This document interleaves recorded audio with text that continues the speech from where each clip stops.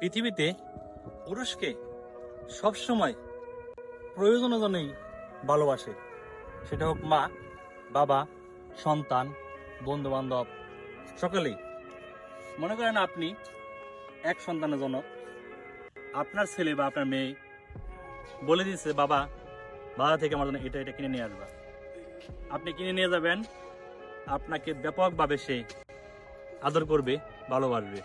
But যখন আপনি না কিনে নেবেন, তখন আপনার সাথে সেই ছেলে বা মেয়ে কথা বলবে না, রাগ করবে, বলবে আমার বাবা ভালো না। আপনার স্ত্রীর কাছে আসেন, সে আপনার কাছে যা চাহিদা মোতাবেক চাইবে, দিতে পারলে আপনি খুব ভালো স্বামী। বাট যখনই আপনি তার চাহিদা পূরণে ব্যর্থ হবেন, সে অনায়াসে বলে ফেলবে তুমি আমার জন্য কী করেছ।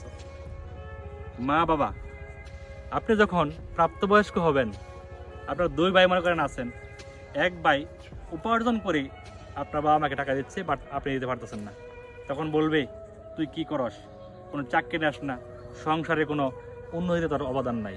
কি বুঝলেন? বাবা মা থেকে শুরু করে সন্তান, স্ত্রী, সকলেই আপনার প্রয়োজনকে মূল্যায়ন করছে, আপনাকে নয়।